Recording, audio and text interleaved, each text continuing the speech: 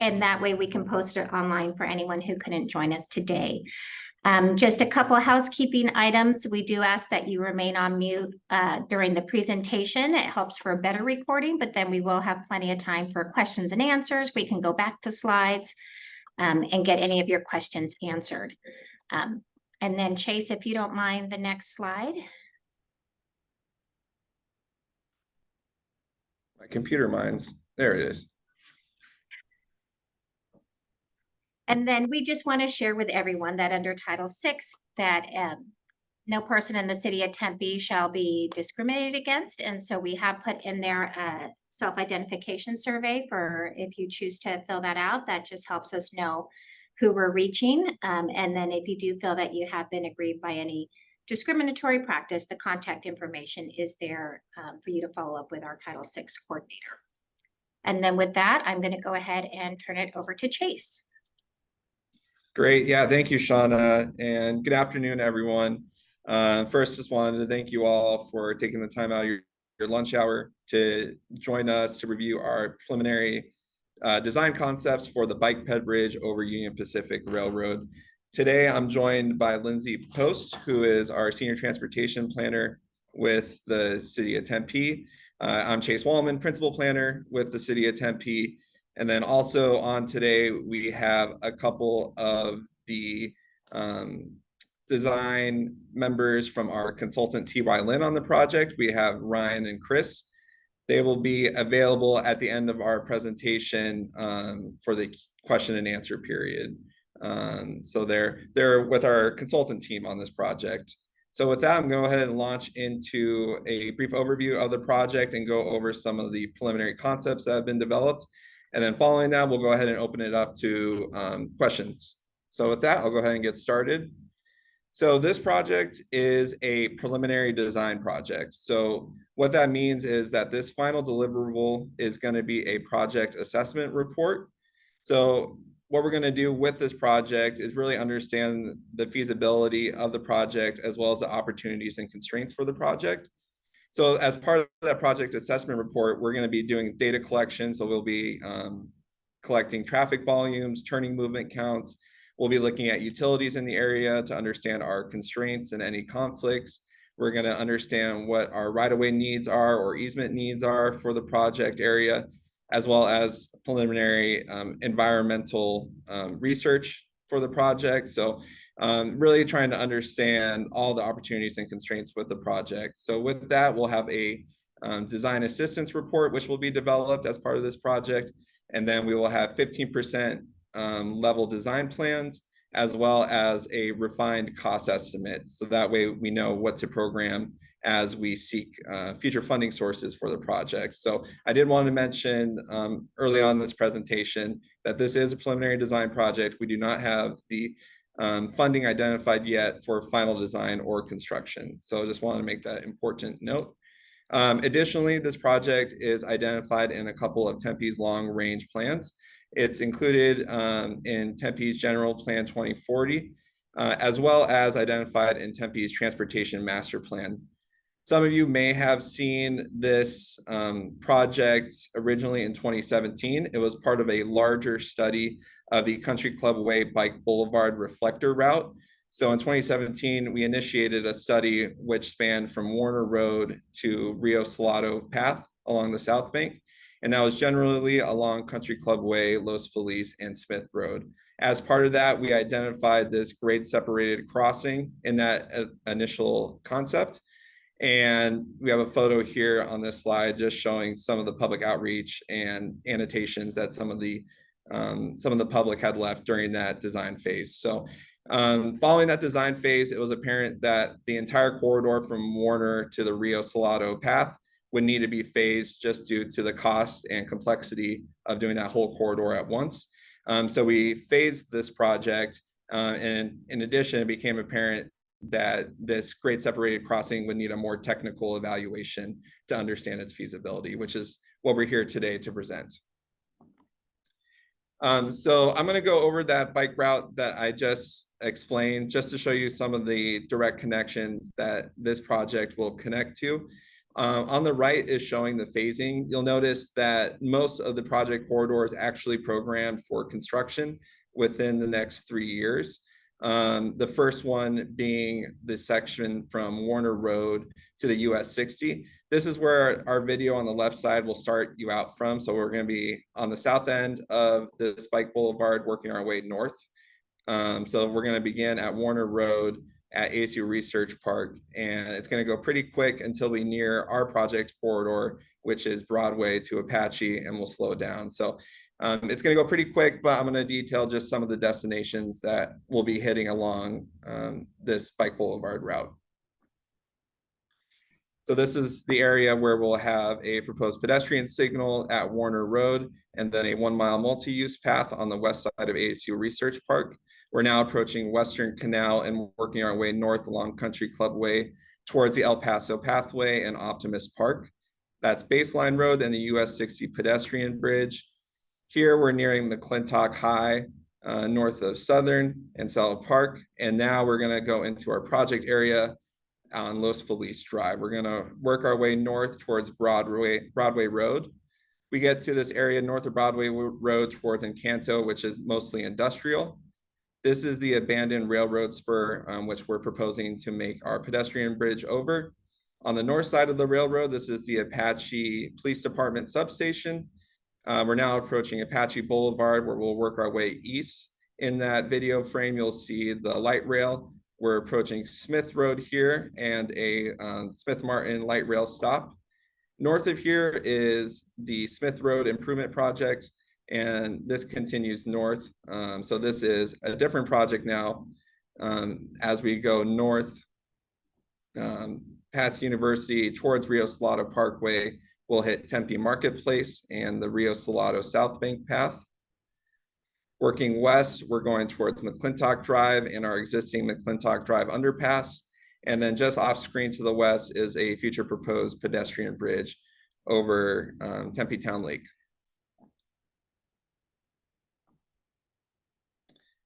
So again, just to zoom in closer to our project area, this project is going to be from Broadway Road and Los Feliz on the south end to Smith Road and Apache on the north end. So we are proposing to go north along Los Feliz, west on Encanto to an abandoned railroad spur, and then cross over Union Pacific Railroad and continue north along the Apache Police Department Substation Drive till Apache Boulevard, where we'll then work east towards some existing signalized crossings at Smith Road, as well as a new pedestrian crosswalk just east of Smith Road. So first, we're going to show the existing condition here at the intersection of Broadway and Los Feliz Drive. Really, this is just showing that currently this intersection is not signalized.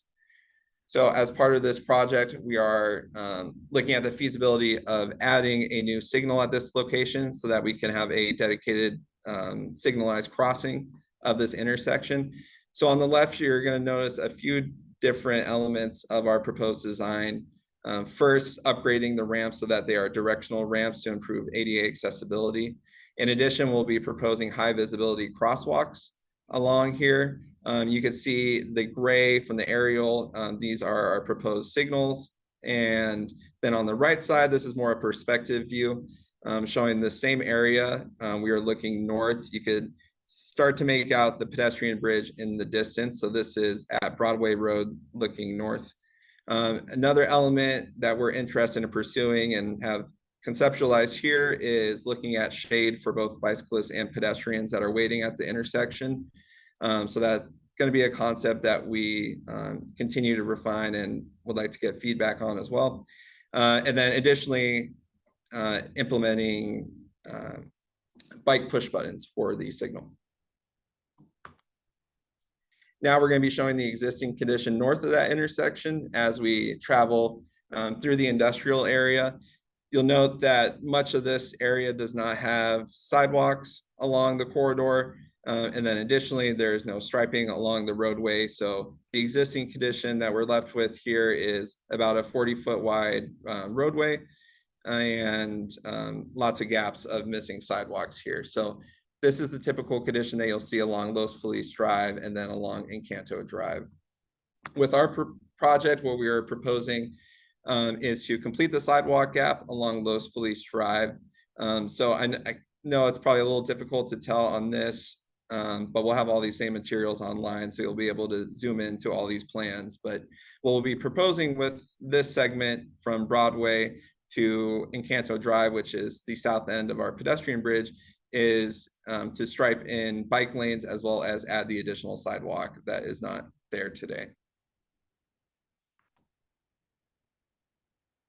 Now we'll be showing the existing conditions as we near the approaches of our proposed pedestrian bridge. This is at Encanto Drive, looking north at the abandoned railroad spur. So this will be the beginning of our bridge landing on the south end at Encanto Drive. This is a view at the railroad tracks looking west.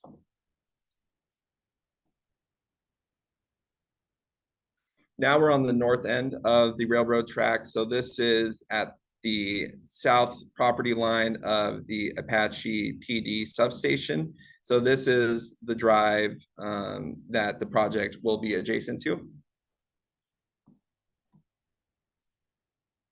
And this is a project looking north now at Apache Boulevard and the entrance to the Apache PD substation drive.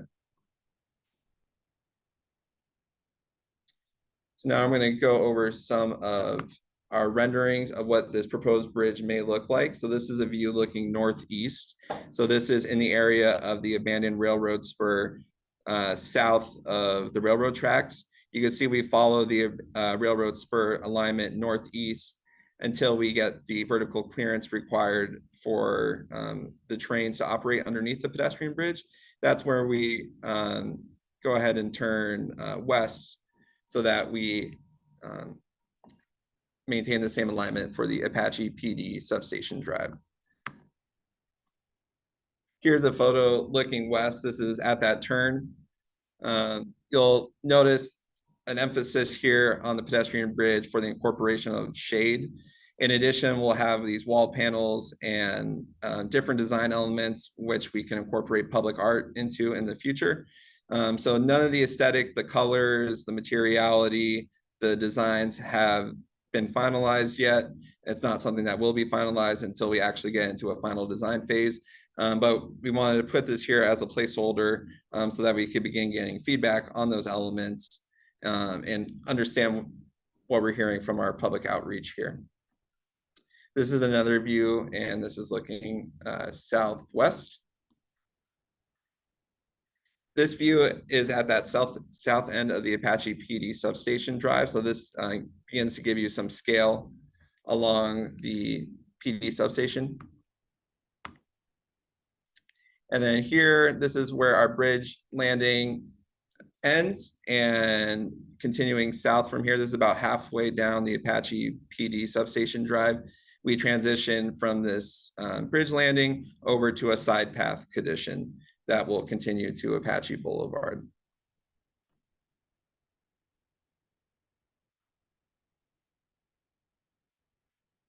And now this will be a video flyover of these same concepts. We're working our way south this time from Apache Boulevard. And I'm going to let the video play through a couple times.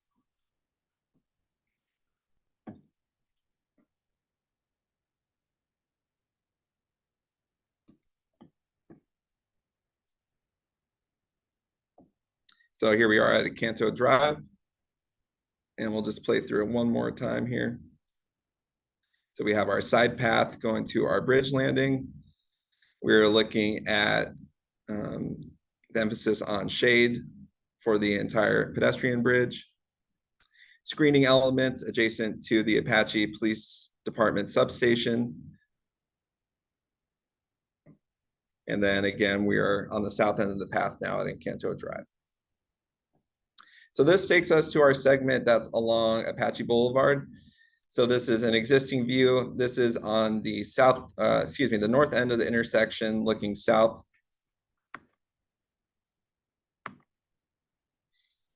Along Patchy Boulevard, it's a lot of transit-oriented development, so you'll see a lot of design characteristics where you have very little setback of buildings, sidewalks, pedestrian lighting, bike racks, and landscaping along the corridor. This is a view at the light rail station at Smith Martin. And then finally, this is the northern terminus of the project at Smith and Apache. So the existing condition today is shown on the left side of the screen. So typically this would include 10.5-foot travel lanes, as well as a standard bike lane currently. The sidewalks vary, but are generally 8 feet wide. We'll be proposing 2 different alternatives, which we would like to seek feedback on. The first alternative is shown on the right here is a raised bike lane condition. This would have a 6-foot wide raised bike lane adjacent to the sidewalk. So maintain the 8-foot sidewalk, have a 1-foot buffer in between the sidewalk and the raised bike lane, and then a 2-foot buffer and curb in between the vehicular travel lane and the bike lane. So that is one concept. The second concept is a protected bike lane, which is on street. So what we're proposing here is a 6.5-foot bike lane, a 2-foot buffer, which features raised channelization devices, as well as vertical delineators along the corridor. So we'll be asking for feedback on which one of those alternatives are preferred and why. This slide is showing examples of what those 2 alternatives might look like. The top view shows that the alignment is essentially the same between the 2 alternatives in relation to the sidewalk and the travel lane. What's going to be different, of course, is that one is raised, which is an example image on the left side of the screen, and the other is an on-street condition, which is shown on the right side of the screen. We did want to increase visibility for bicyclists along the corridor as well, which is why we are proposing green thermoplastic, like what's shown on the bottom right side of the screen at all of our intersections. So our next steps for the project, we have taken this to our Transportation Commission to receive feedback on this week. We have this meeting, of course, as well as an in-person meeting where I will be showing all the same materials and presentation at 6 p.m. tonight at Escalante Community Center. So we will have this first round of public meetings. Our public survey is open for 2 weeks and is available online. So we'll gather feedback for the next couple of weeks. That way we could gather that feedback as well as Transportation Commission's feedback, and then internal departments such as the police department, engineering, water utilities, everyone internally here. Once we get that, we'll refine the design, and we anticipate coming back out in either January or February to present those refined designs and ask again for additional feedback on those refined designs. From there, we anticipate finishing that final project assessment report, 15% level plans, and a cost estimate in the springtime. And again, to reiterate, this is really our first step in the project. So this will help us going forward to be able to identify how much funding is needed to be programmed and additional steps that need to be taken. So there's no identified funding for final design or construction at this time, but this is our first step so we can begin to understand how to program this project in the future. So with that, we have our survey available online at tempe.gov/forum. Again, it'll be available now and for another 2 weeks. So if you know anyone else interested in the project, I would definitely encourage you to share it because we would like to get as much feedback recorded as possible. These same materials are going to be available at the project webpage, which is tempe.gov/UPRR Bike Ped Bridge. And then I have my contact information listed here. If you're not able to find answers to your questions on there, please feel free to contact me at the below email address or my phone number there. And then otherwise, right now, from here, we'll go ahead and open it up to questions that you all have. Okay, so thank you, Chase. We do have some questions in the chat we'll go through first. Please feel free to put any others you have on there.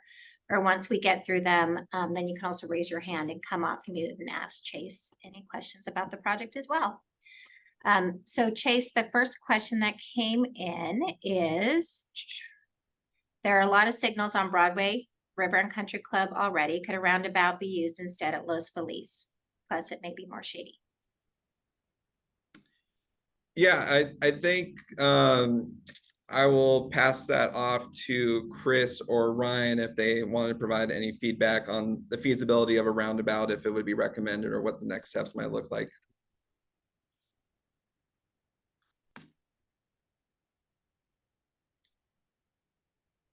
I was muted, sorry. A roundabout has not been considered to date, but that's certainly something we can consider in our alternatives analysis. There's benefits and cons to a roundabout as far as vehicular safety, as far as vulnerable road user safety for people walking and biking. So that's something that we'll certainly consider as we move forward. Thanks for that comment. Thanks, Chris.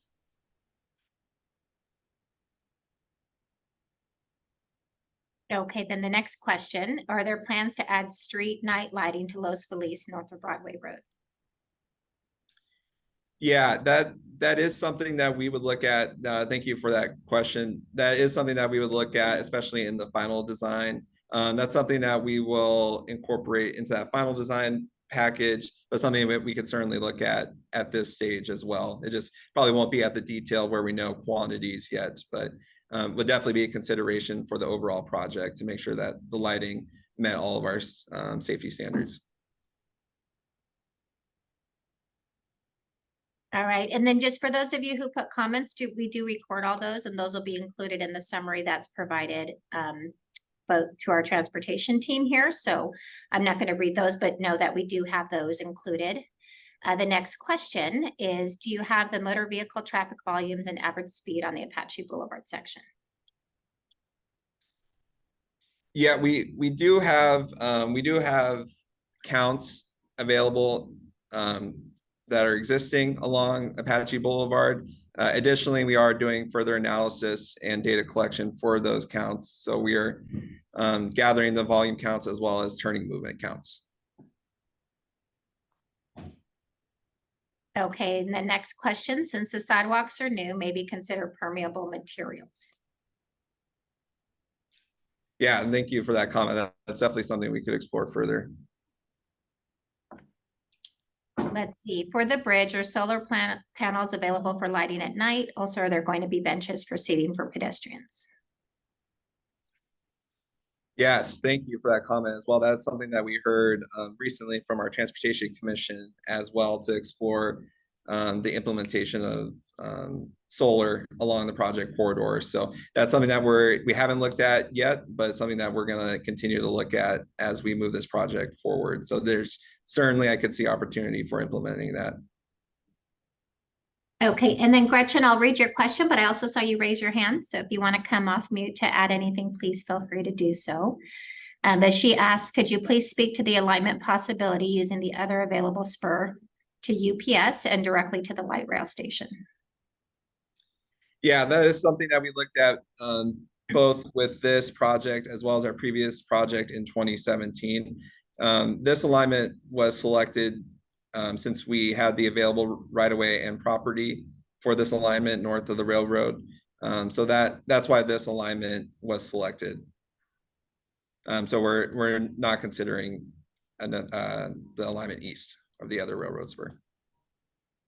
Okay, Gretchen, feel free to add to that. Or yeah, so I just obviously it's wonderful that the city has that option, and it certainly looks beautiful there, and it does get the critically needed job done. I think on the downside, it's not as obvious as someone mentioned the need for the signage, and so the coming right into the light rail station, I think, has at least as it gets to be known, is sort of perhaps important. So I just, if it would be helpful to me as someone who doesn't know what these costs are, you're making that decision based on having some idea of what the cost differences are between those two. If you could speak to that, it would be helpful for those of us who, just are looking at it from, more how much further you have to go down the block from one end of the neighborhood compared to the other end of the neighborhood. Yeah, thank you for that comment. I think that would be helpful, like you said, to have that context of why this alignment was selected. Yeah, this project is going to be a lot to program budget wise. So we look for those opportunities, especially that would not require any of the additional right of way acquisitions that would be needed. Additionally, this alignment was chosen since it goes along Los Feliz Drive and near Sella Park. So that was another consideration for us going west rather than east. It's a good point about the wayfinding as well. So that's not something that we were showing yet, but I think would be important to include even at this preliminary design stage is what that wayfinding would look at, so that users are clear about how to navigate through and what these surrounding connections are. So that's definitely something that we need to include as this progresses.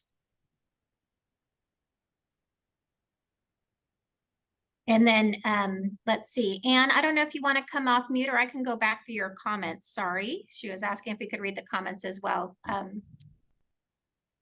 So they will be in the record or people can see them, but just if, I don't know if it's an answer, but so you're asking, let's see. Yeah, or commenting that it's important to have GIS and shade. Did you want to Can- just go ahead, Anne, and comment well, or? can you hear me? I didn't know if it would, Yeah, I we can even, hear you. oh yeah, so I just wondered, okay, so I'm want to make sure hopefully there's GIS in this project, even with the sidewalks, you can drain water into the landscape on the side. Even if there's not bump outs, I don't even know if there's room for things like bump outs, that it's not a high speed street anyways, I think on either side, at least in the sections that are between Broadway and Apache. I don't, and along the main street, GIS would be nice, or this stormwater infrastructure.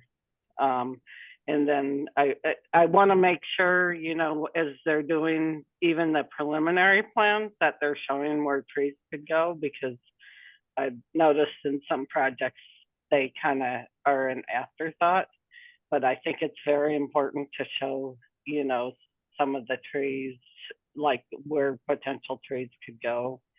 And then the other thing I'd like the city to kind of look at for their projects is to use a cooler surface than rock, because even if there's shade, it may not be shaded all day, and rock and some materials, provide a lot of heat. And wood chip actually works really great in desert landscapes, because we've used them on some of our neighborhood projects. And somebody else also mentioned something about visibility going along the curb. The bridge is at curve, maybe reducing the art panels. That seemed like a really good comment. So anyways, that's it.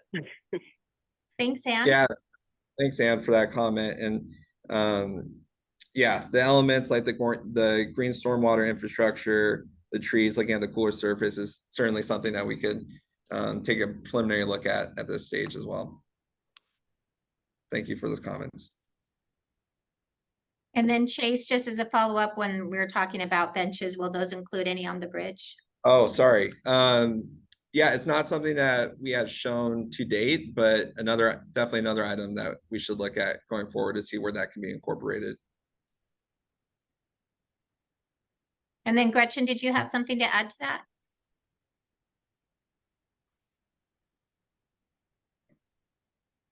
I had another kind of area of question related to the feedback you're looking for in terms of the on Apache, raised or ballasts. I don't know, it's a little hard to tell. I'm assuming that the technically the spacing is the same on that, but the feel may be different.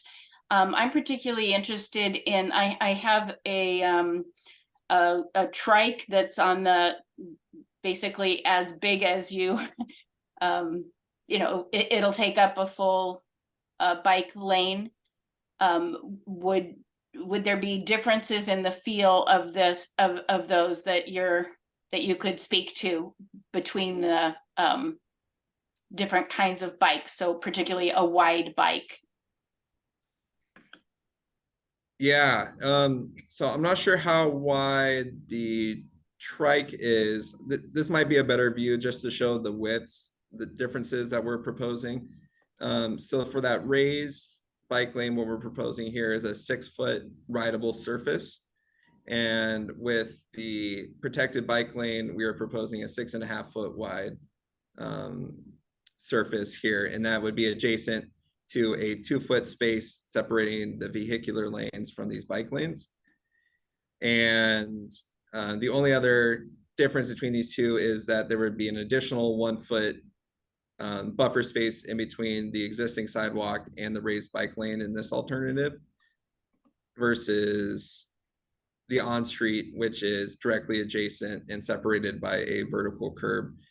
So it looks like for right now, what we're proposing is about a 1/2-foot difference between the protected bike lane as well as the raised bike lane. So the raised bike lane is 6 foot, protected bike lane 6.5.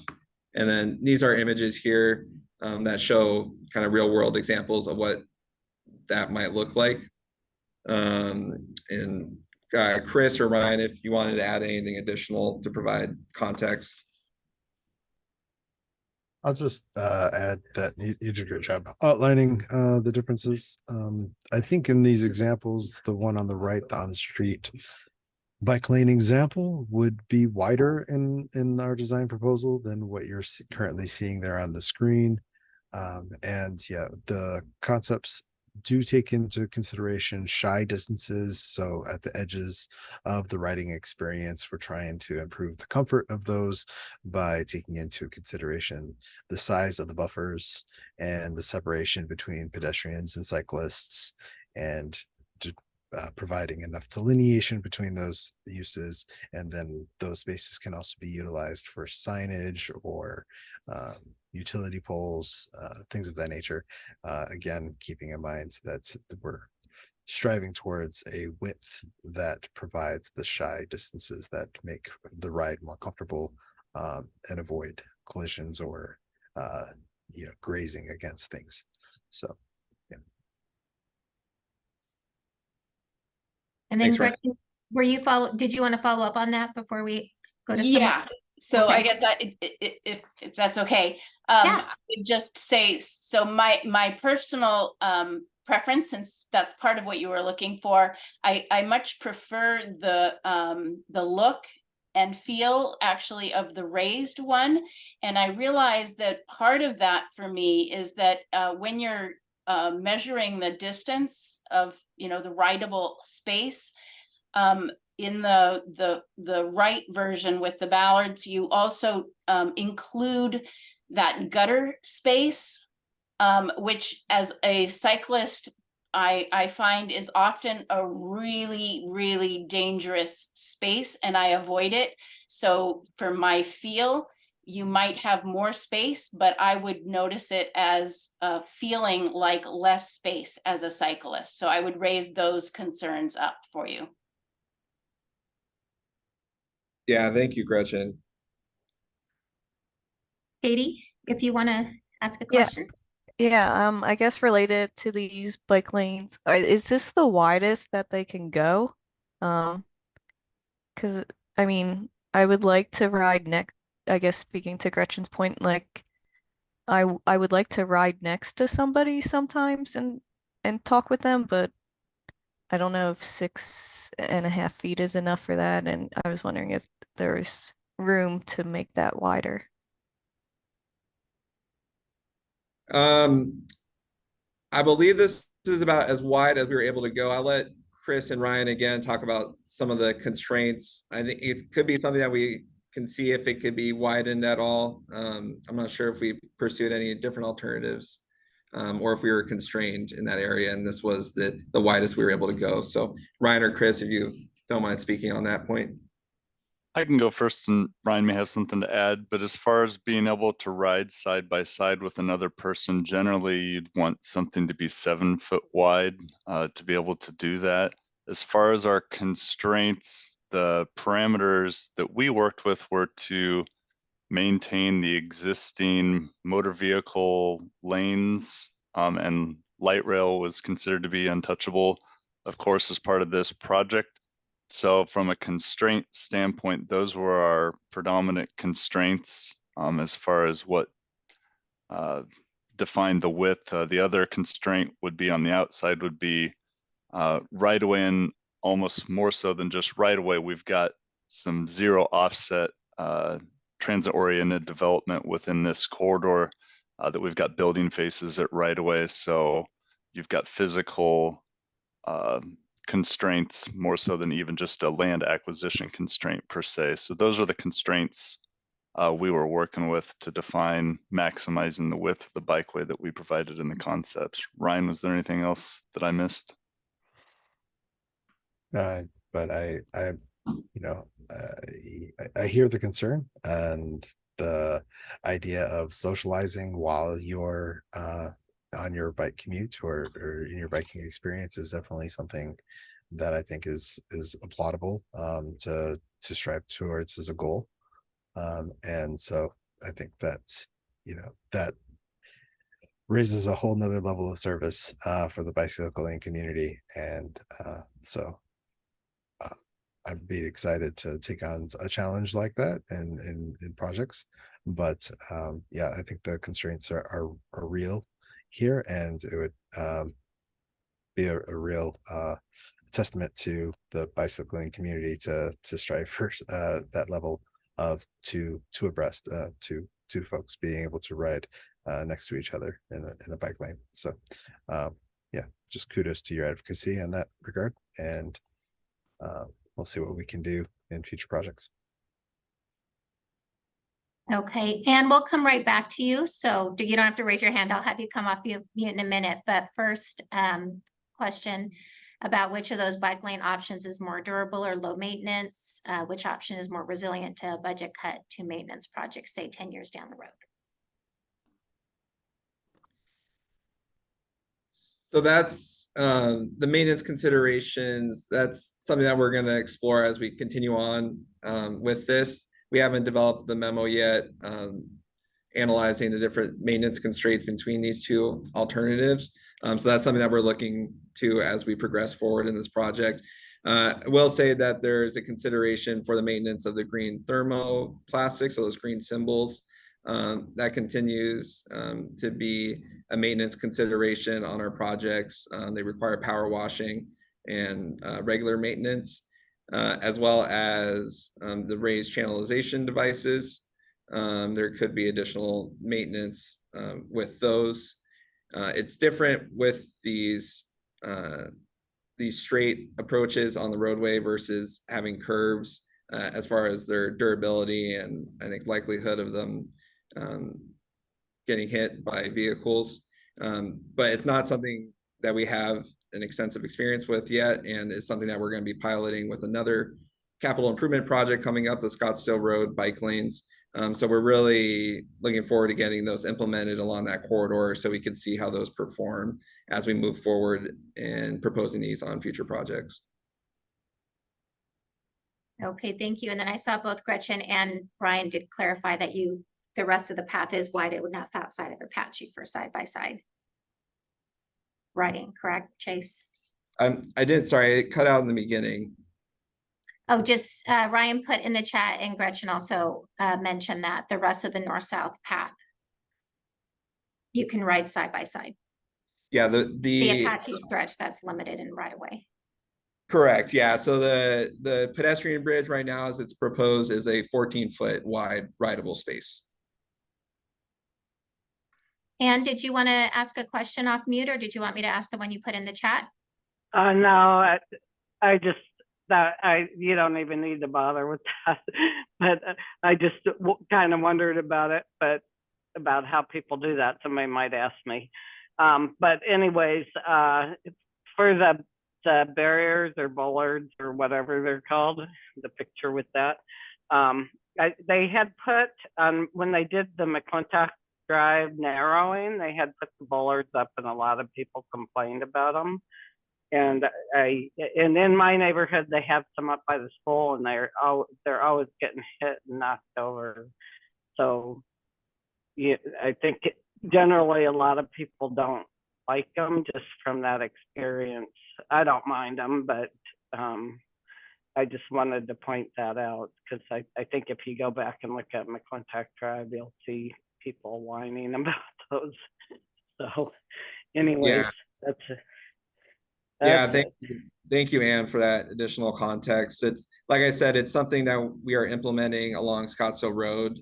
That's really going to be our pilot for this product. It's a different product than what was used at McClintock Drive or in other places in the past. It's a new product for us. So we're really looking forward to that pilot and seeing how those perform. And then of course we'll adjust and continue to evaluate if that's not going to be the right product for us. So related to that, Chase, a question was asked about adding more durable protection like armadillos, or she put a link in the chat to some planters. Yeah, I think a big constraint, at least with the planters, is just going to be the space we have available, that buffer space.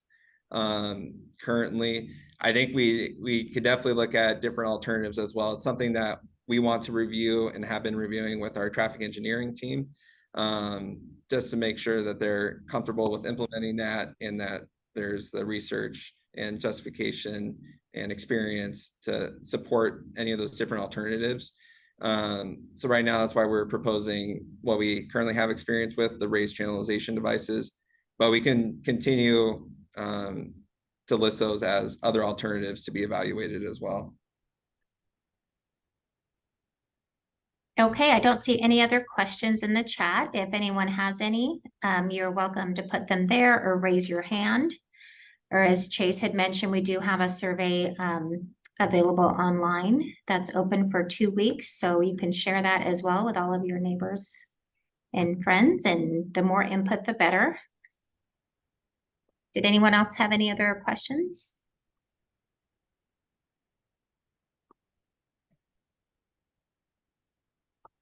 All right, Chase, did you have any, one popped in timeline for the input? The survey closes on September 28th. And then do you want to go back to the next steps, Chase, just in general, in case people came on later? There we go. Yeah, so the survey will be open, should be open right now, I think, right, Shauna? Yes. Yeah, and like Shauna said, it'll be open for 2 weeks, and we'll take all that feedback, refine our designs, and then we'll plan to come out in either January or February to present those refined designs and then get that additional feedback at that time. So that's our tentative schedule. And just wanted to take a quick moment again to, oh, it looks like Gretchen has a question. Yeah, go ahead, Gretchen. Yeah, I just, one other just was on funding. We hadn't talked much about that, but I'm aware that there's a lot related to the bipartisan infrastructure or Inflation Reduction Act. I would think that this particular project would be strong for those kinds of funding opportunities. And I just wonder if that's, whether my thinking on that is accurate, or if there's anything you could say to that. Yeah, Gretchen, definitely. There are opportunities that are coming out more and more through that Infrastructure Act. And we have pursued multiple grants, including this project as well. So we're gonna, every time that there's a notice of funding opportunity for any one of those programs, and there's numerous, it's a call for projects countrywide. So we're competing with the rest of the nation for those. So they're highly competitive. But nevertheless, it's something that we continue to pursue and have pursued. So we're going to continue to try to find the funding sources so that we can actually program this project. And a slight follow-up to that, what budget line, if the city of Tempe had to do this, where does it fall? What should citizens advocate for to our council and budget process? Yeah, so right now we don't have the cost estimate yet. That'll come later on in this design phase. So really at this time, we don't know, we don't have the full picture yet of if there's any easement or right-of-way acquisitions that are needed, what the actual estimate is going to be for the infrastructure that we're proposing with this project. So really at this time, we don't have a good idea of what this overall project cost is. Something that we'll get to towards the spring. But this is identified in multiple long-range plans. So this is why we're continuing to progress the project forward, and adjacent projects, as I pointed to on the first slide, are programmed for construction that surround this.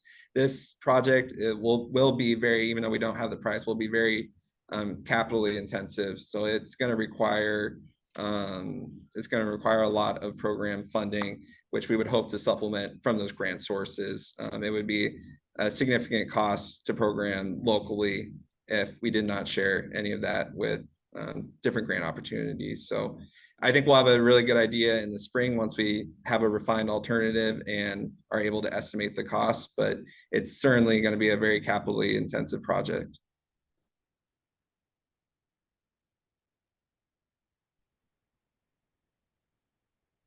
Okay, thank you, everyone. We appreciate your time today. And this recording will be placed on the website that you see listed there, tempe.gov/UPRR Bike Ped Bridge. If you need to go back and see any of it. And again, that also has all the materials that we shared. All right, anything else, Chase? No, thank you all for attending and participating and providing your feedback. Definitely encourage you to share this survey with as many people as you can so that we can get as much feedback as we can. So tempe.gov/forum.